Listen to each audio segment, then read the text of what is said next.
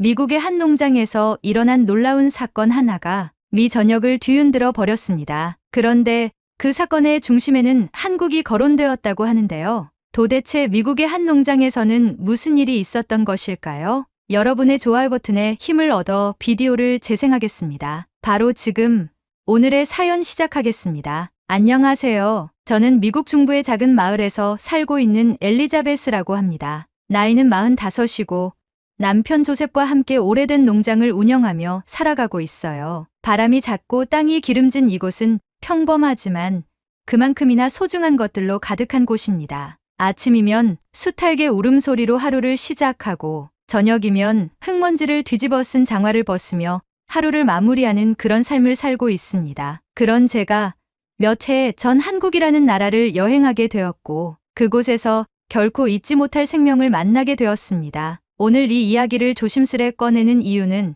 그 작은 생명이 제 삶을 얼마나 깊고 단단하게 흔들었는지, 그리고 어떤 선택 앞에서 제가 얼마나 많은 고민을 했는지를 누군가에게 전하고 싶어서입니다. 그 아이는 단지 고양이가 아니었습니다. 어쩌면 제게는 삶의 한 조각이자 다시는 돌아올 수 없는 계절 같았는지도 모르겠어요. 저와 조셉은 한국의 자연과 전통에 깊은 관심이 있어 오래전부터 한 번쯤은 가보고 싶다는 이야기를 나눠왔습니다. 그리고 마침내 시간과 여유가 허락되었을 때 조용한 결심처럼 여행길에 올랐어요. 서울에서 며칠 머문 뒤 사람들의 발길이 드물다는 전라남도의 한 산골 마을 근처로 향했습니다. 목적지는 산중턱에 자리한 작은 사찰이었고 저희는 그곳으로 이어지는 오솔길을 따라 조용한 트레킹을 즐기고 있었습니다. 햇살이 부드럽게 내리쬐던 어느 오후, 그 숲길 한가운데서 울음소리를 들었을 때만 해도 그저 잠시 스쳐 지나갈 사건일 거라고 생각했습니다. 하지만 그 울음은 점점 더 가까이서 들려왔고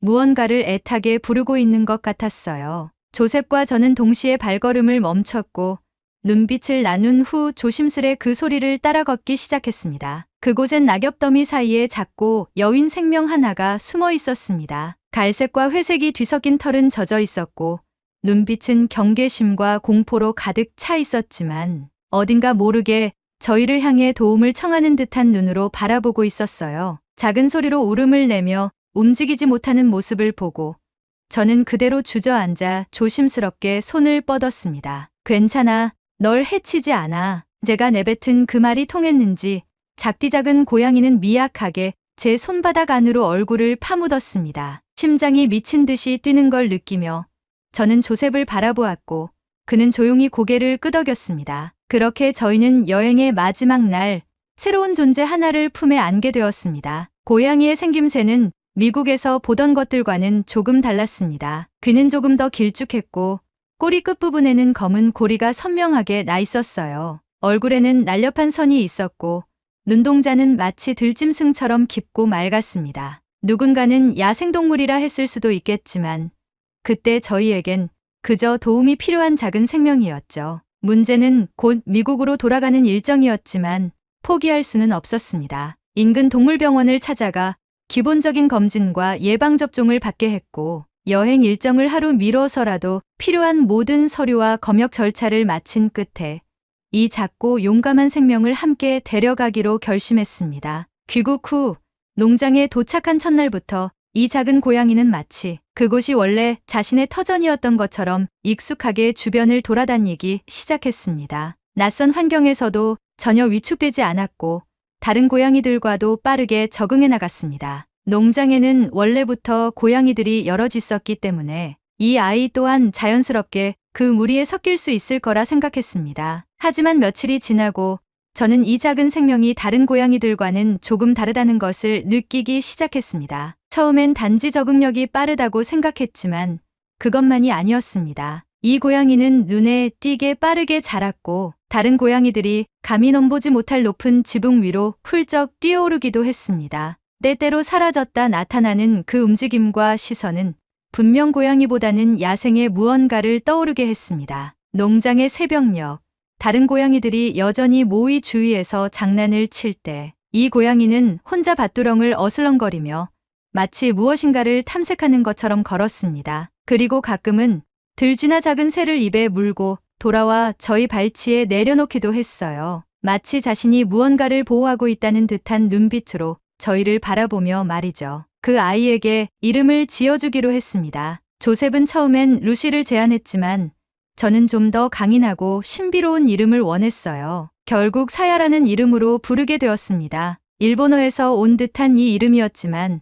한국 여행에서의 만남을 기억하고 싶어 스스로 만든 이름이었습니다. 사야는 농장에서 단단히 자신의 자리를 잡아가고 있었고 저희 부부는 그런 사야를 바라보며 작은 생명이 가져다주는 따뜻함과 놀라움을 매일같이 경험하고 있었습니다. 사야가 농장 생활에 익숙해질 무렵 저희는 예상치 못한 문제에 직면하게 되었습니다. 여느 해와 다름없이 봄을 준비하던 어느 날부터 수로 주변에서 이상한 흔적들이 보이기 시작했어요. 토사가 무너지고 배수로가 막히며 농작물 뿌리가 손상된 흔적도 곳곳에 생겼습니다. 처음에는 단순한 자연 훼손으로 생각했지만 조셉은 뭔가 이상하다고 느꼈는지 새벽마다 밭과 수로를 돌기 시작했습니다. 그리고 며칠 뒤 조셉은 물기가 흥건한 밭머리에서 불쑥 모습을 드러낸 낯선 생물 하나를 마주쳤습니다. 어둠 속에서도 선명히 보였던 붉은 눈동자와 날카로운 앞니, 두툼한 갈색, 털을 가진 짐승은 마치 쥐와 수달의 중간쯤 되어 보였다고 했습니다. 그것은 바로 뉴트리아였습니다. 한때 애완용이나 모피용으로 들여왔다가 야생으로 풀려난 이종 외래종이었죠. 빠르게 번식하며 수로와 농작물에 심각한 피해를 입힌다는 뉴스는 종종 들었지만 저희 마을에까지 모습을 드러낼 줄은 몰랐습니다. 처음엔 그저 한두 마리쯤 되겠거니 했지만 곧 상황은 통제 불가능한 지경으로 번졌습니다. 조셉이 밭에 설치한 작은 무인 카메라에는 밤마다 서너 마리씩 몰려다니는 뉴트리아 떼가 포착되었고 그들이 밭을 파헤치고 비닐을 물어뜯으며 물기를 훼손하는 모습이 고스란히 담겨 있었습니다. 뿌리째 뽑힌 옥수수 모종과 무너진 고랑들을 바라보며 저희는 망연자실해졌습니다. 조셉은 급하게 인부 몇 명을 불러 포획망을 설치하고 철망 울타리를 둘렀지만 뉴트리아들은 영리하고 빠른 동물이었습니다. 며칠 사이에 함정의 위치를 파악해 피하고 더 넓은 지역으로 이동하며 피해를 확산시켰습니다. 저희가 심혈을 기울여 가꾼 밭은 갈수록 망가졌고 농장 인근의 개울가 역시 진흙탕처럼 변해갔습니다. 어쩌다 마당 한복판에 죽은 채 놓인 병아리를 발견했을 땐 그 작은 생명이 짓밟힌 듯한 흔적에 숨이 막힐 지경이었죠. 사태가 절정에 이르렀던 것은 한밤중에 갑자기 들려온 날카로운 비명소리 때문이었습니다. 그 울음은 너무나 뾰족하고 처절해서 순간 저는 사람의 비명이라고 착각할 정도였어요. 잠에서 깬 조셉과 저는 무언가 심상치 않다는 걸 직감하고 손전등을 챙겨 마당으로 달려나갔습니다. 거센 바람이 어두운 들판을 훑고 지나가던 그 순간 손전등 불빛이 비춘 곳에 기묘한 광경이 펼쳐져 있었습니다. 마당 한가운데에 죽은 뉴트리아들이 4-5마리 널브러져 있었고 그들의 몸 곳곳엔 날카로운 이빨 자국과 긁힌 상처가 선명히 남아 있었습니다. 그리고 그 상처는 누가 보아도 자연적인 사고로 인한 것이 아니었습니다. 본능적으로 겁이 덜컥 났고 무엇이 이런 일을 벌였을까 생각하던 순간 옥수수밭 쪽에서 인기척이 들렸습니다. 그곳에서 모습을 드러낸 건 다름 아닌 사야였습니다. 입가에는 선홍빛 흔적이 남아 있었고 눈빛은 날카로우면서도 침착했습니다. 작고 여윈 새끼였던 사야는 어느새 성숙한 맹수의 기운을 풍기고 있었고 그날 밤 이후로 저희는 사야가 단지 고양이가 아니었을지도 모른다는 생각을 하게 되었습니다. 사야는 뉴트리아 떼가 드나드는 길목을 파악하고 마치 사냥꾼처럼 그들을 한 마리씩 처리해 나갔습니다. 다음 날 아침 저는 마당 구석에 가지런히 놓인 뉴트리아 사체들을 보며 어딘가 숙연한 마음이 들었습니다. 그것은 단순한 짐승의 공격이 아니라 마치 농장을 지키겠다는 어떤 의지를 담은 행위처럼 느껴졌어요. 조셉도 말없이 고개를 끄덕였고 저희는 그날 이후 사야의 움직임을 유심히 지켜보기 시작했습니다. 사야는 해질 무렵이면 밭 가장자리로 향했고 새벽이면 이슬에 젖은 발을 하고 조용히 돌아왔습니다. 움직임은 민첩했고 눈빛은 결코 흐트러지지 않았습니다. 마치 자신이 맡은 역할을 알고 있는 존재처럼 그 아이는 조용히 사라진 위협을 뒤로한 채 평소의 자리에 앉아 햇살을 쬐었습니다. 놀라운 일은 그것만이 아니었습니다. 이웃 농장의 제이슨 부부가 어느 날 저희 농장을 방문했을 때 제이슨은 마당에 나란히 놓인 뉴트리아 사체들을 보고 감탄을 금치 못했습니다. 이 고양이가 한 거라고요? 그는 사야를 지켜보며 말했습니다. 조셉은 그저 웃으며 고개를 끄덕였고 사야는 그 순간에도 담담하게 풀을 씹고 있는 닭을 지켜보고 있었습니다. 소문은 빠르게 퍼졌습니다. 주변 농장 주인들이 찾아와 사야를 보기 시작했고 어떤 이들은 고양이를 키우면 뉴트리아를 쫓아낼 수 있느냐며 묻기도 했습니다. 하지만 저는 차마 대답하지 못했습니다. 사야는 분명 고양이가 맞지만 어딘가 달랐습니다. 사냥하는 방식도, 낯선 생명에 대한 반응도, 그리고 자신이 지켜야 할 공간을 향한 태도도 흔한 고양이와는 거리가 있었죠. 그 시기부터 저는 사야가 어떤 존재인지 조금씩 더 궁금해졌습니다. 미국에서 보아온 수많은 고양이들 중에서도 이렇게 야생적이면서도 침착하고 지적인 눈빛을 가진 아이는 본 적이 없었어요. 사야는 그저 동물이 아니라 농장의 일부가 되어 있었고 어쩌면 저희 부부보다도 더 이 땅의 주인 같았습니다. 농장은 다시 안정을 되찾았고 수로는 다시 흐르기 시작했습니다. 여전히 몇몇 뉴트리아는 출몰했지만 사야는 단 한 번도 자신의 감시망을 벗어나게 두지 않았습니다. 저희는 점점 안도했고 마음 깊은 곳에서는 사야에게 은밀한 경외심마저 느끼게 되었습니다. 사야가 농장을 지키는 모습을 지켜보며 저는 점점 더 이 작은 존재에 대한 애착을 느끼게 되었습니다. 마치 오래전부터 저희 곁에 있어 왔던 것처럼 사야는 농장의 일상에 완전히 스며들어 있었습니다. 사야가 밭 끝자락을 향해 천천히 걸어갈 때면 저도 모르게 뒤를 따라가곤 했고 해질녘이면 사야가 어슬렁거리는 풍경을 바라보는 것만으로도 하루의 피로가 씻기는 듯한 기분이 들었어요. 하지만 동시에 마음속에는 설명하기 어려운 묘한 감정이 자라나고 있었습니다. 사야는 고양이보다 크고 움직임은 너무나 민첩했으며 사냥 방식은 도저히 가정용 고양이라고는 믿을 수 없을 정도로 치밀하고 정교했습니다. 그 아이를 처음 안고 왔을 때의 기억을 되짚으며 저는 그 존재의 정체에 대해 진지하게 고민하기 시작했습니다. 그 의문은 어느 날 아주 뜻밖의 방식으로 풀려버렸습니다. 그날은 봄비가 촉촉히 내리던 토요일이었습니다. 근처 농장에서 일하는 제이슨 부부가 간단한 농사 도구를 빌리러 들렀고 마침 티를 마시며 잠시 이야기를 나누게 되었습니다. 제이슨의 아내는 조용하고 온화한 인상의 한국인이었습니다. 이름은 유진이었고 미국에 온 지는 꽤 되었지만 여전히 고국의 자연과 동물에 대한 애정을 깊이 간직한 분이었습니다. 유진은 마당 한가운데에서 낮잠을 즐기던 사야를 바라보다가 문득 자리에서 일어났습니다. 그녀는 눈을 가늘게 뜨고 조심스럽게 다가가더니 낮은 목소리로 말했습니다. 이 고양이 혹시 어디서 데려오신 건가요? 저는 여행 중 한국의 산길에서 만났던 그날을 조심스레 설명했습니다. 유진은 제 말을 가만히 듣고 있다가 조용히 한마디를 내뱉었습니다. 이건 고양이가 아니라 살 같아요. 그 말을 들은 순간 저는 무슨 말인지 이해하지 못했습니다. 익숙지 않은 단어였고 저는 유진을 바라보며 다시 물었어요. 살기요? 그게 어떤 동물인가요? 유진은 휴대폰을 꺼내 들더니 한국 살기라는 단어를 검색해서 제게 사진을 보여주었습니다. 그 사진 속에는 제가 아는 사야와 너무도 닮은 동물이 있었습니다. 뺨에서부터 이어지는 검은 줄무늬, 뚜렷한 귀끝, 황금빛 눈동자와 길쭉한 체형. 사진과 사야를 번갈아 보며 저는 순간 숨이 막히는 듯한 기분을 느꼈습니다. 유진은 이어 설명했습니다. 살근 한국에서 멸종위기 야생동물로 지정된 천연기념물이라고 했습니다. 도심에서는 보기 힘든 야생동물이며 산속 깊은 곳에서만 살아가는 존재라고 했죠. 인간을 피하고 서식지가 점점 줄어들면서 그 수가 급격히 줄고 있다는 이야기까지 들려주었습니다. 그녀의 말 한마디 한마디가 머릿속을 울렸습니다. 그 아이가 흔한 고양이가 아니었다는 걸 어렴풋이 느끼고는 있었지만 그것이 이렇게 엄중한 의미를 지닌 존재일 줄은 몰랐습니다. 저는 말을 잃고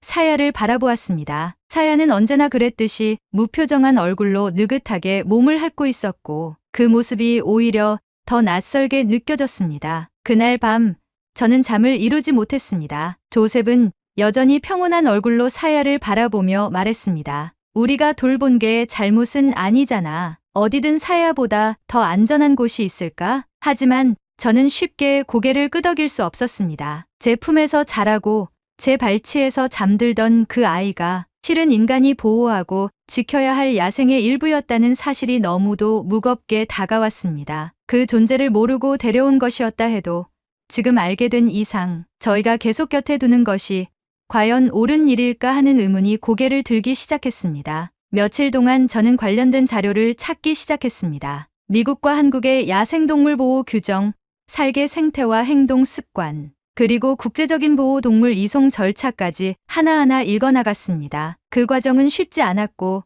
많은 혼란과 갈등이 뒤섞인 시간이었습니다. 내가 지켜주고 싶었던 존재가 실은 제가 붙잡고 있어서는 안 될 존재라는 생각이 점점 더 뚜렷해졌습니다. 사야는 여전히 예전과 다름없이 저를 따랐고 밤이면 베란다 난간에 앉아 달을 바라보곤 했습니다. 그 아이의 눈 속에는 여전히 어떤 외로움과 본능이 동시에 담겨 있었습니다. 그리고 저는 어느 순간부터 그 눈빛을 마주보는 것이 조금씩 버거워졌습니다. 사랑했지만 그 사랑이 누군가에게는 족쇄가 될 수 있다는 것을 이제는 알게 되었기 때문입니다. 결국 저는 결심했습니다. 사야를 보내야 한다고, 본래 있어야 할 곳으로 돌아가게 해야 한다고요. 그 결정은 마음을 찢는 일이었고 조셉도 한동안 아무 말 없이 깊은 한숨만 내쉬었습니다. 하지만 저희는 사야가 본래의 삶으로 돌아가는 것이야말로 그 존재에게 드릴 수 있는 마지막 예의라고 믿기로 했습니다. 그 후로 저는 관련 동물보호 단체에 연락을 취했고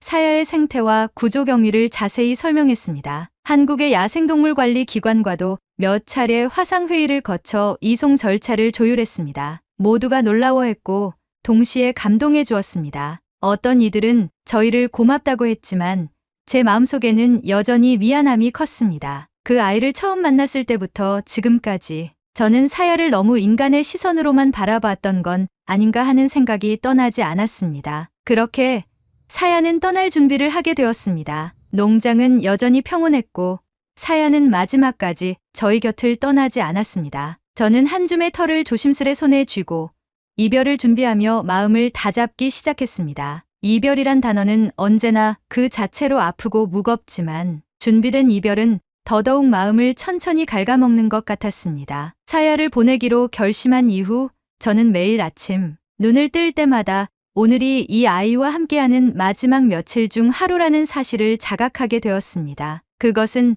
마치 계절이 천천히 끝나가고 있음을 인식하는 것과도 비슷했습니다. 바람의 온도가 조금씩 달라지고 햇살의 각도가 미묘하게 기울어지는 걸 느끼면서도 그것을 붙잡을 수는 없는 그런 감정이요. 출국 날짜는 일주일 뒤로 정해졌고 한국으로 보내기 전까지의 검역과 건강 점검을 위해 지정보호소에서 이틀 정도 머물러야 한다는 안내를 받았습니다. 서류는 이미 준비되었고 동물보호단체 직원들이 방문해 사야의 상태를 확인하고 사진을 찍어갔습니다. 사야는 낯선 사람들 앞에서도 특별히 불안해하거나 도망치지 않았습니다. 오히려 조용히 그들을 관찰하는 듯한 눈빛이었고 그 시선을 마주할 때마다 저는 괜스레 울컥하는 마음을 억눌러야 했습니다. 이별을 앞두고 조셉은 사야와 농장을 함께 천천히 걷는 시간을 자주 가졌습니다. 그는 특별한 말을 하지 않았고 사야 역시 익숙한 발걸음으로 밭 가장자리와 헛간 뒤를 천천히 걸었습니다. 둘 사이에는 오히려 말보다 깊은 무언가가 흐르고 있었어요. 그 조용한 교감의 풍경을 멀리서 바라보며 저는 마음속에서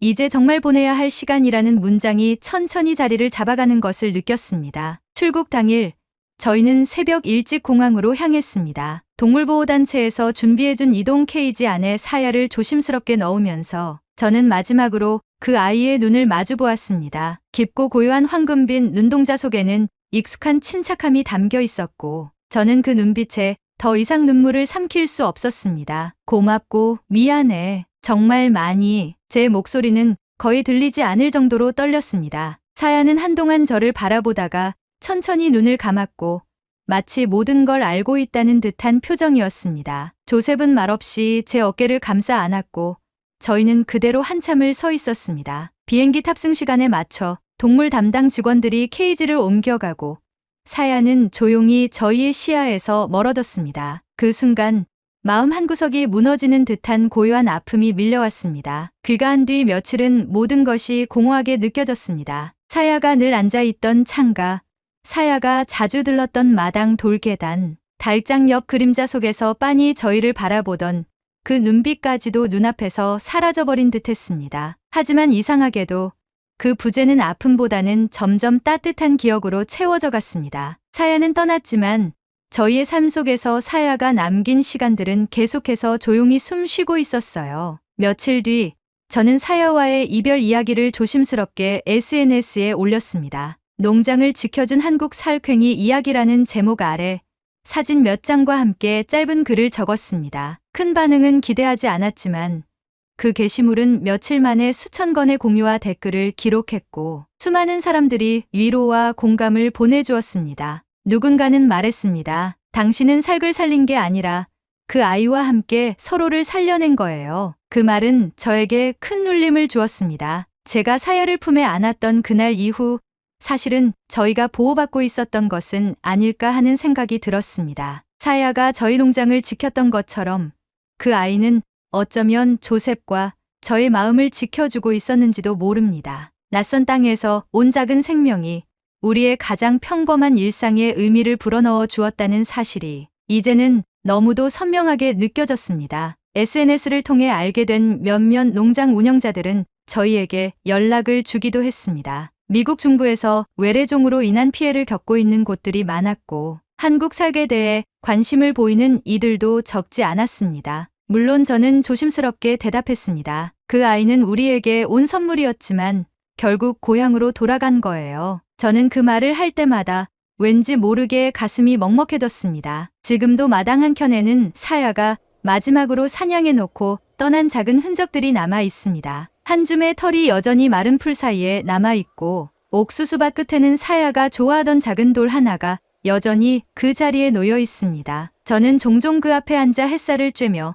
생각에 잠기곤 합니다. 그 아이가 그곳에서 어떤 냄새를 맡았고 어떤 하늘을 바라보았는지를 조용히 떠올려 보면서요. 누군가는 이별은 끝이 아니라 새로운 시작이라고 말하지만 저는 그보다 더 담백한 문장을 남기고 싶습니다. 이별은 어떤 존재가 내 마음에 머물러 있던 시간의 무게를 인정하는 일이라고요. 사야는 지금 어디에 있든 제 삶의 한 구석에서 영원히 머물고 있을 겁니다. 조용히, 아주 깊이. 오늘의 사연은 여기까지입니다. 한국의 멸종위기종인 살쾡이라고도 불리는 하나의 생명이 건강하고 행복하게 살길 진심으로 바랍니다. 한국의 멸종위기종에 대한 여러분의 생각을 댓글로 남겨 감동 비디오의 마지막을 장식해주세요. 오늘의 비디오가 공감이 되신다면 구독, 좋아요 한 번씩 부탁드리겠습니다. 그리고 여러분의 댓글은 제게 큰 힘이 됩니다. 다음엔 더 흥미로운 사연으로 여러분을 찾아뵙겠습니다. 시청해주셔서 감사합니다. 한 여성이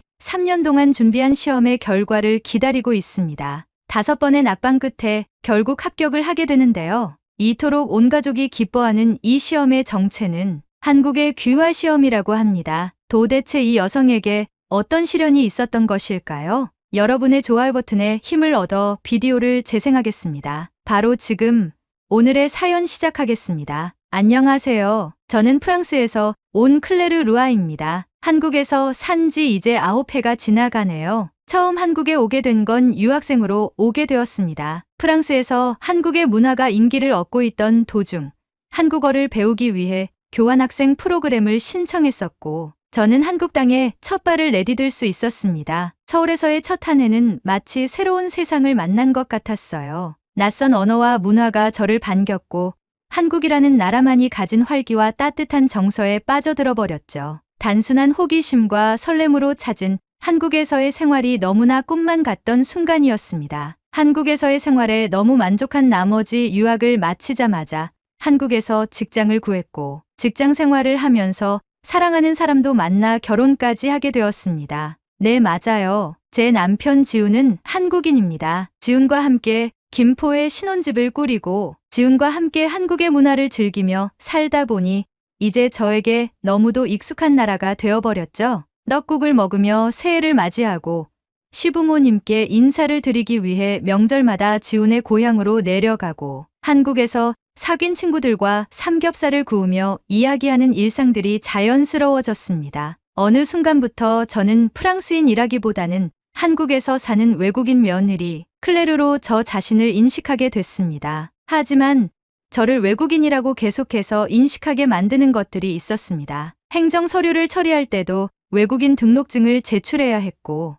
은행 계좌를 개설하거나 병원에서 보험 관련 절차를 진행할 때마다 한국 국적자가 아니라는 것이 불편함으로 다가왔습니다. 가장 크게 와닿았던 순간은 남편과 함께 해외여행을 갔다가 한국으로 돌아올 때였어요. 남편은 한국인 전용 심사대를 통해 금방 입국하는데 저는 외국인 전용 심사대에서 꽤 오랜 시간 기다려야 했죠. 저는 그날 공항에서 긴 줄을 서면서 생각했어요. 나는 프랑스 국적을 가지고 있지만 사실상 한국에서 살고 있고 한국에서 인생을 만들어 가고 있는데 왜 이렇게 불편함을 가져야 하는 걸까? 하루는 제 고민을 지훈에게 했을 때 지훈은 조심스레 말했어요. 클레르, 그냥 한국 국적을 취득하는 건 어때? 처음엔 가볍게 넘겼습니다. 한국에서의 삶의 불편함이 조금 있을 뿐이지 국적을 바꿔야 할 정도는 아니라고 생각했거든요. 하지만 시간이 지날수록 나는 앞으로 한국에서 살아갈 것인데 외국인으로 삶을 살아야 하는 것일까? 라는 생각이 점점 더 깊어졌습니다. 그리고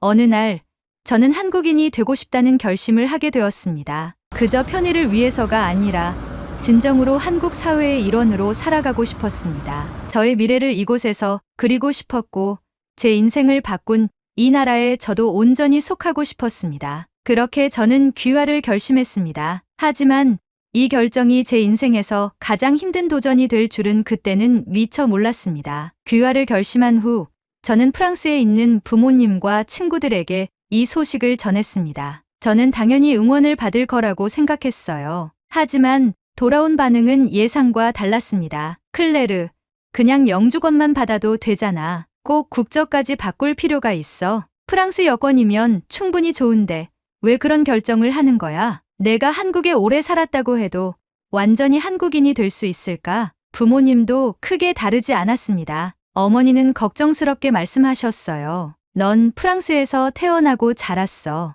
국적을 바꾼다고 해서 내가 한국인이 되는 건 아니야. 친구들과 가족들은 여전히 저를 프랑스인으로 보고 있었고 국적을 바꾸겠다는 저의 결정을 쉽게 받아들이지 못하는 것 같았어요. 하지만 저는 단순히 서류상의 국적이 아니라 저 자신이 살아가고 싶은 정체성을 선택하는 과정이라고 생각했습니다. 한국에서의 삶이 더 자연스럽고 한국인으로서 사회의 일원이 되고 싶었습니다. 이건 단순한 편리함의 문제가 아니야. 내가 어디에 속하고 싶은지, 어떤 사회의 일원이 되고 싶은지에 대한 결정이야. 저는 그렇게 스스로 다짐하며 귀화 준비를 본격적으로 시작했습니다. 귀화 시험에 대해 알아보니 국적을 취득하기까지 넘어야 할 벽이 많았습니다. 기출문제들을 확인해 보니 시험은 크게 3가지로 나뉘어 있었습니다. 첫 번째 시험은 한국어 능력 평가였습니다. 저는 한국에서 생활한 지 6년이 지났고 직장에서도 한국어를 사용했기 때문에 이 부분은 크게 걱정되지 않았습니다. 하지만 막상 시험을 준비해 보니 생각보다 어려운 부분이 많았습니다. 듣기 시험에서는 방송 뉴스나 공식 발표문처럼 딱딱한 문장이 나왔고 읽기 시험에서는 신문 기사나 정책 설명문 같은 복잡한 글을 해석해야 했습니다. 평소 대화에서는 문제 없었지만 공식적인 한국어 문장을 이해하고 답하는 것은 또 다른 문제였습니다. 그리고 쓰기 시험이 가장 큰 난관이었습니다. 한국의 경제 발전 과정에 대해 서술하시오. 한국의 민주화 운동이 갖는 역사적 의미를 설명하시오. 이런 문제를 보고 있으면 머릿속이 새하얘졌어요. 문법적으로 틀리지 않게 문장을 구성하는 것도 어렵지만 무엇보다 정확한 내용을 써야 했습니다. 한국의 경제 발전 과정이라니 한두 문장으로 설명할 수 있는 게 아니잖아요. 두 번째 시험은 한국의 역사와 문화에 관한 평가였습니다. 제가 한국에서 6년을 살았다고 해도 한국 역사를 완벽히 이해하는 것은 다른 문제였습니다. 고조선부터 시작해서 삼국시대, 고려, 조선, 대한제국, 일제강점기, 한국전쟁, 민주화 운동까지 너무 많은 사건들이 있었습니다. 연도와 사건의 흐름을 정확히 외우는 것은 물론이고 각각의 사건이 갖는 의미까지 숙지해야 했죠. 제일 제 머리를 지끈거리게 했던 것들은 4글자 단어들이었습니다. 갑오개혁이라는 단어를 읽을 때마다 이게 무슨 개혁이었더라 하며 머리를 감쌌습니다. 한국 사람들은 초등학교 때부터 배우는 내용이겠지만 저에게는 완전히 새로운 역사였어요. 그리고 문화시험에서는 한국의 전통 의례, 명절, 사회적 예절 등에 대한 문제가 나왔습니다. 한국의 대표적인 전통 명절을 2가지 이상 서술하고 각각의 의미를 설명하시오. 제사 문화의 특징과 절차를 설명하시오. 추석과 설날은 알고 있었지만 제사 문화에 대해서는 정확히 설명하기 어려웠습니다. 평소에는 그냥 남편 가족을 따라 절을 하고 음식을 나누는 정도였지 제사의 절차와 의미를 세세하게 이해하고 있지는 않았거든요. 2가지의 필기 시험을 통과하면 마지막으로 심층 면접을 본다고 하더라고요. 면접에서는 귀화를 신청한 이유와 한국 사회에서의 생활에 대해 질문을 던진다고 했습니다. 귀화를 결심한 이유가 무엇인가요? 프랑스와 한국의 문화적 차이를 설명해 주세요. 한국 사회에서 외국인으로서 겪었던 어려움이 있나요? 질문 자체는 예상했던 내용이었지만 단순히 정해진 답을 하는 것이 아니라 정말 한국 사회의 일원으로 살아갈 준비가 되어 있는지를 평가하는 듯했습니다. 저는 도서관을 다니며 필기시험을 준비하고 한국 친구들에게 밥과 술을 사며 면접 준비도 열심히 임했습니다. 시험 당일 저는 예상보다 훨씬 더 긴장한 상태로 시험장에 도착했습니다. 주변에는 저처럼 귀화를 준비하는 다양한 국적의 사람들이 있었습니다. 어떤 사람들은 가족과 함께 왔고 어떤 사람들은 조용히 마지막 복습을 하고 있었습니다. 드디어 시험이 시작되고 저는 최대한 침착하게 문제를 풀어나갔습니다. 듣기와 읽기 파트는 무난했지만 쓰기 시험에서 난관에 부딪혔습니다. 머릿속이 하얘졌습니다. 기출문제와 다른 내용의 문제가 나오다 보니 논리적으로 정리해서 글을 쓰는 것이 쉽지 않았어요. 최대한 머리를 쥐어 짜내어 답안을 작성하긴 했지만 자신이 없었습니다. 그리고 며칠 후 결과가 발표되었습니다. 저는 결과를 확인하는 순간까지 희망을 가졌지만 불합격이란 2글자가 눈앞에 선명하게 보이는 순간 깊은 한숨을 내쉬었습니다. 시험을 다시 봐야 한다는 압박감이 밀려왔고 내가 한국인이 될 자격이 없는 걸까 하는 생각까지 들기 시작했습니다. 지우는 그런 저를 격려하며 제 어깨를 주물러주며 말했습니다. 괜찮아. 한 번 더 보면 돼. 그렇게 저는 남편의 응원에 힘입어 다시 공부를 시작했습니다. 하지만 2번째 시험도 불합격. 솔직히 공부했던 부분이 시험에 나오지 않았다는 변명을 해보고 싶었지만 결국 문제는 저 자신이었습니다. 아무리 한국에서 오래 살았다고 해도 한국인으로 인정받는다는 것은 또 다른 차원의 문제였어요. 불합격이라는 단어가 머릿속에서 떠나질 않아 저는 몇 시간 동안 밖을 떠돌다가 밤늦게 집으로 돌아왔습니다. 지우는 걱정된 얼굴로 저를 맞이했어요. 시험 어땠어? 그의 목소리는 조심스러웠지만 저는 답하기 싫었습니다. 결과를 말하는 순간 다시 현실을 마주해야 할 것 같았으니까요. 저는 가방을 벗어 소파 위에 던지고 말했습니다. 떨어졌어. 잠시 정적이 흘렀습니다. 지우는 조용히 저를 바라보다가 다가와 제 어깨를 감싸 안았습니다. 괜찮아. 이번엔 어떤 문제가 어려웠어? 다 어려웠어. 저는 짜증 섞인 목소리로 말하고는 그대로 소파에 주저앉았습니다. 책을 펴고 공부했던 시간들이 머릿속을 스쳐 지나갔습니다. 한국어를 배우느라 고생했던 날들, 역사책을 한 줄 한 줄 외우며 노트에 빼곡히 적었던 순간들, 그리고 한국 뉴스와 토론 영상을 보며 면접을 준비했던 시간들, 그 모든 노력이 단 한 번의 시험 결과로 부정당하는 기분이었습니다. 지우는 한동안 저를 가만히 지켜보다가 말했습니다. 그만할 거야? 저는 그의 말을 듣고 고개를 들었습니다. 지훈의 얼굴에는 실망도, 조급함도 없었지만 그 대신 저에게 진지하게 묻고 있었습니다. 포기해야 할까? 프랑스에 있는 가족들과 친구들이 했던 말들이 떠오르면서 점점 그 말이 맞을 수도 있겠다는 생각이 들고 있었습니다. 그 순간 지훈이 제 손을 잡으며 말했습니다. 클레르, 내가 한국인이 되고 싶다고 했을 때 이유가 뭐였어? 저는 대답하지 못했습니다. 여권 때문이야?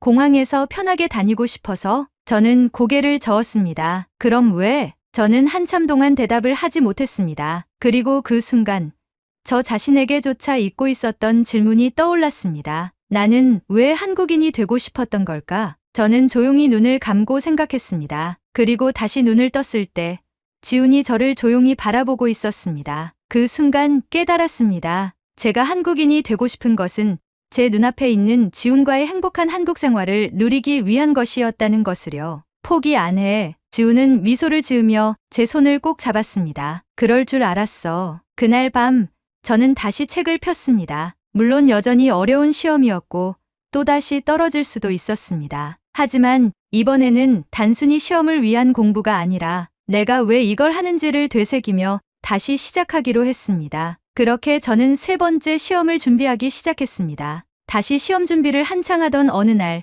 지훈이 제 손을 잡고 말했습니다. 클레르, 이제 암기하는 방식은 그만하자. 나랑 같이 한국을 느껴보자. 한국을 느끼라고? 처음에는 무슨 말인지 이해하지 못했습니다. 하지만 지훈은 침착하게 설명했어요. 시험 문제를 외우는 것도 중요하지만 내가 한국에서 살아가면서 자연스럽게 배웠던 것들이 있잖아. 한국을 직접 경험하면서 공부하는 게 더 효과적일지도 몰라. 저는 생각해 보았습니다. 한국에서 살면서 자연스럽게 익혔던 것들. 한국인들은 밥을 먹을 때 반찬을 서로 나눠 먹으며 가치라는 개념을 중요하게 생각했어요. 지하철에서 연세 드신 분들을 보면 자연스럽게 자리를 양보하는 모습도 한국에서는 당연한 일이었어요. 그리고 가족뿐만 아니라 친구, 동료들과도 깊은 정을 나누는 문화. 지훈의 말대로 저는 이미 한국을 배우며 살아가고 있었습니다. 그런데 그걸 시험 문제로만 접근하려 했던 것이 문제였던 거죠. 그럼 어떻게 공부하면 좋을까? 지훈은 자신 있게 말했습니다. 우리 직접 체험하러 가자. 첫 번째로 방문한 곳은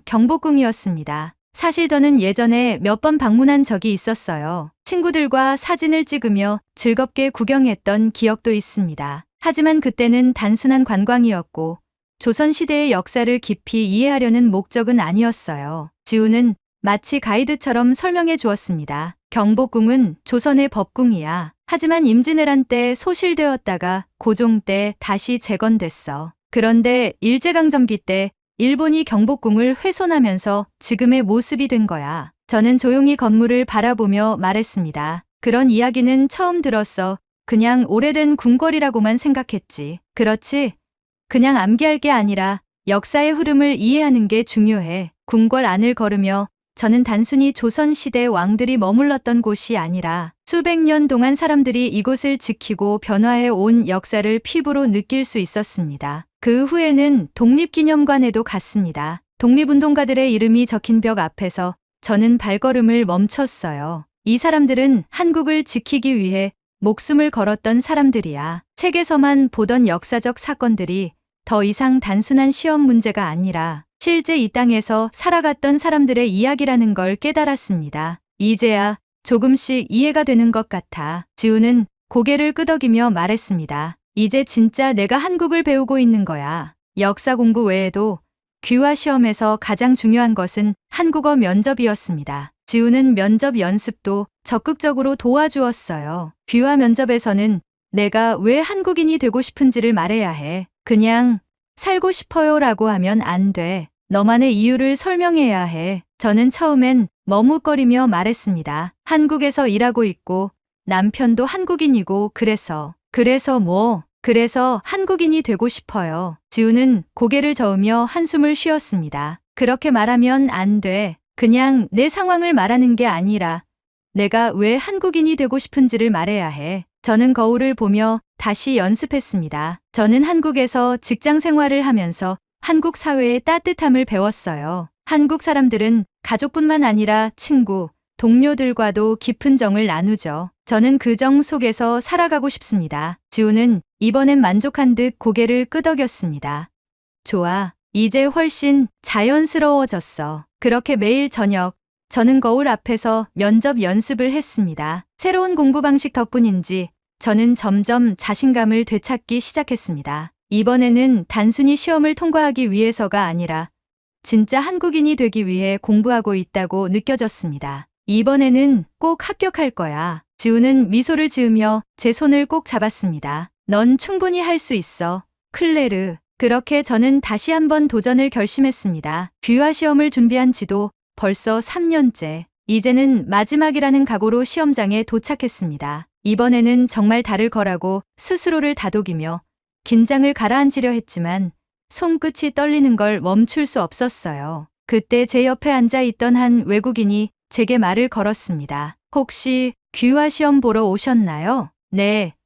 이번이 5번째 도전이에요. 제 말을 들은 그는 깜짝 놀란 표정을 지으며 말했습니다. 와, 정말 대단하시네요. 저는 이번이 2번째인데 벌써 포기하고 싶어요. 그 말을 듣고 저는 피식 웃었습니다. 저도 2번째 시험을 봤을 때는 이제 그만해야 하나 하는 생각이 들었으니까요. 하지만 결국 여기까지 왔고 지금 이 순간이 제겐 마지막 기회처럼 느껴졌습니다. 한국 귀화 시험이 어렵죠? 그래도 한국을 좋아하고 한국에서 사랑하는 사람과 함께하고 제 미래를 여기서 그린다는 마음으로 준비하면 붙으실 거예요. 그 사람은 감동한 듯 고개를 끄덕였습니다. 네, 맞아요. 한국 너무 좋아요. 꼭 붙길 바랄게요. 행운을 빌어요. 응시 준비를 하던 외국인들 모두 서로 응원하며 저는 다시 한번 마음을 다잡았습니다. 첫 번째 관문은 필기시험이었습니다. 이제는 익숙한 시험지였지만 문제를 받아드는 순간 긴장이 다시 밀려왔어요. 손에 땀이 나서 시험지를 몇 번이나 고쳐 잡아야 했습니다. 하지만 심호흡을 깊게 들이마시고 차분하게 문제를 읽었습니다. 지훈과 함께 공부했던 기억들이 떠올랐어요. 경복궁에서 들었던 이야기, 독립기념관에서 느꼈던 감정들, 그리고 매일 밤 거울 앞에서 연습했던 문장들. 침착하자. 내가 직접 경험했던 것들이야. 그렇게 하나씩 차근차근 문제를 풀어나갔습니다. 필기시험을 마치고 면접 대기실로 이동했습니다. 긴장된 분위기 속에서 한 명씩 면접실로 들어갔고 저도 곧 이름이 불렸어요. 문을 열고 들어가자 면접관 3명이 저를 바라보고 있었습니다. 안녕하세요. 자기소개 부탁드립니다. 네. 저는 클레르 루아입니다. 현재 한국에서 마케팅 관련 일을 하고 있고 한국에서 생활한 지 6년이 되었습니다. 제 목소리는 떨렸지만 최대한 또박또박 말하려고 노력했어요. 왜 한국 국적을 취득하려고 하나요? 마침내 가장 중요한 질문이 나왔습니다. 저는 잠시 숨을 고르고 미리 준비했던 말을 떠올렸습니다. 처음 한국에 왔을 때는 단순히 공부하러 온 것이었지만 이제는 제 인생의 대부분이 한국과 연결되어 있습니다. 제 직장도, 제 남편도, 그리고 제 삶도 한국에 있습니다. 저는 단순히 한국에서 사는 외국인이 아니라 이 사회의 진짜 일원이 되고 싶습니다. 면접관들이 고개를 끄덕였습니다. 혹시 한국 사회에서 힘들었던 점은 없었나요? 물론 있었습니다. 언어도 처음엔 어려웠고 문화 차이도 극복해야 했습니다. 하지만 시간이 지나면서 점점 한국의 문화와 정서를 이해하게 되었습니다. 그리고 이제는 제가 받은 도움을 돌려주고 싶습니다. 한국 사회의 구성원으로서 기여하고 싶어요. 면접관 중 한 명이 미소를 지으며 말했습니다. 좋습니다. 마지막 질문입니다. 한국의 국기에 대해 설명해 보세요. 태극기는 대한민국의 상징으로 태극 문양은 음양의 조화를 뜻하고 4개의 궤는 하늘, 땅, 물, 불을 의미합니다. 마지막까지 침착하게 대답한 후 면접이 끝났습니다. 저와 남편은 머리도 식힐 겸 프랑스에 부모님을 뵈러 가기로 했습니다. 파리에서 부모님과 만나 집으로 향하는 길, 휴대폰에 알림이 떴습니다. 한국 귀화 시험 결과를 확인하세요. 그 순간 차 안은 무거운 공기로 가득 찼고 저와 남편, 부모님 모두 간절한 마음으로 빌기 시작했습니다. 집에 도착하자마자 컴퓨터 앞에 앉아 로그인 버튼을 누르는 순간 심장이 너무 빨리 뛰어서 손끝이 얼어붙은 듯한 기분이었어요. 결과 확인 버튼을 누르자 화면에 뜬 단 한 단어. 합격. 저는 몇 번이고 다시 확인했습니다. 잘못 본 게 아닐까 싶어서 눈을 문지르고 다시 봤어요. 하지만 변함없이 합격이라는 단어가 선명하게 떠 있었습니다. 지훈, 나 붙었어. 기다리고 있던 지훈이 저보다 더 크게 환호성을 질렀습니다. 정말 우리 클레르, 이제 진짜 한국인이네. 지훈이 저를 꼭 안아주었습니다. 저는 그 품에 안겨 끝내 눈물을 터뜨렸어요. 이 순간을 위해 3년을 버텼습니다. 5번의 실패 끝에 결국 해냈습니다. 부모님도 제게 달려와 저를 껴안으며 따뜻한 축하를 해주셨습니다. 자랑스럽다 내 딸. 오랜 고생 끝에 결국 해내는구나. 정말 멋지다 클레르. 그 말을 듣는 순간 더 이상 어떤 걱정도 남지 않았습니다. 저는 이제 대한민국의 한 일원이 되었습니다. 한국으로 돌아와 귀화 승인 서류 절차를 마무리하고 지훈과 함께 여권을 만들기 위해 시청에 찾아가 여권을 발급했습니다. 그 순간 저는 실감했습니다. 나는 이제 한국인이다. 지훈이 제 손을 잡으며 웃었습니다. 이제 정말 우리 같은 나라 사람이네. 그 말에 가슴이 따뜻해졌습니다. 귀화 시험에 합격한 후 제 삶은 눈에 띄게 달라졌습니다. 하지만 단순히 여건이 바뀌었다고 해서 하루아침에 제 정체성이 완전히 달라지는 것은 아니었어요. 처음에는 그냥 행정적인 편리함이 생긴 것뿐이라고 생각했습니다. 그런데 시간이 지날수록 한국 국적을 가졌다는 거지 제게 주는 의미가 점점 더 깊어졌어요. 귀화를 하고 나서 주민등록증을 발급받으러 갔습니다. 외국인 등록증을 반납하고 한국 국적자로서 주민등록증을 발급받으러 가는 순간 생각보다 긴장됐어요. 서류를 작성하는 손이 약간 떨렸습니다. 직원이 미소를 지으며 제 신분증을 건네주었을 때 그 작은 카드가 유난히 무겁게 느껴졌습니다. 이전에는 외국인 등록증을 제시할 때마다 나는 이곳에 사는 외국인이라는 걸 인식했어요. 하지만 주민등록증을 손에 쥐고 나니 어쩐지 나는 이 나라의 국민이라는 자부심이 생겼습니다. 작은 변화였지만 제게는 아주 큰 의미가 있었어요. 하지만 귀화를 하면서 한 가지 고민이 남아 있었습니다. 한국은 이중국적을 허용하지 않기 때문에 저는 결국 프랑스 국적을 포기해야 했습니다. 프랑스 대사관에 가서 서류를 제출할 때 마음이 복잡했어요. 프랑스는 제 고향이고 제 부모님이 계신 곳이니까요. 어린 시절부터 익숙했던 프랑스인이라는 정체성을 내려놓는다는 게 쉽지 않았습니다. 나는 이제 프랑스인이 아닌 건가? 하지만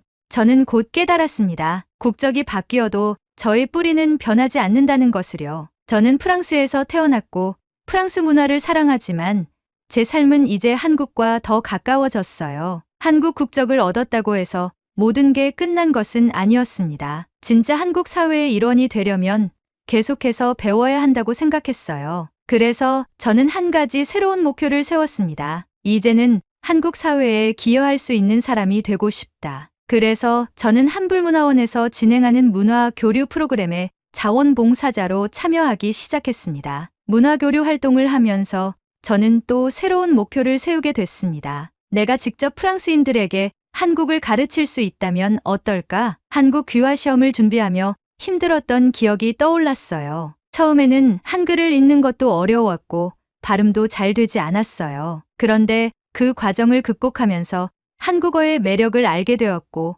한글을 바탕으로 많은 프랑스인에게 한국을 가르치고 싶다는 생각이 들었죠. 그래서 저는 한국어 교원 자격증을 따기로 결심했습니다. 한국어를 배우고 싶어하는 외국인들에게 같은 외국인의 시선으로 한국어를 가르칠 수 있다면 더 쉽게 이해시켜 줄 수 있을 것 같았어요. 이제 저는 단순히 한국에서 사는 사람이 아니라 한국을 배우고 한국을 알리고 한국을 사랑하는 사람으로서 살아가기로 했습니다. 그리고 언젠가 저처럼 한국을 사랑하는 또 다른 외국인이 귀화를 고민할 때 제가 그들에게 도움을 줄 수 있는 사람이 되고 싶습니다. 제 이름에서 영감을 딴 한국인 채린이라는 이름으로 한국에서의 새로운 길을 걸어가려 합니다. 한국 사랑합니다. 오늘의 사연은 여기까지입니다. 외국인들이 그토록 원하는 한국의 국민으로 살아간다는 것에 감사함을 느끼게 되네요. 한국인이라면 꼭 알아야 할 것들을 댓글로 남겨 감동 비디오의 마지막을 장식해주세요. 귀화 시험을 준비하는 외국인들에게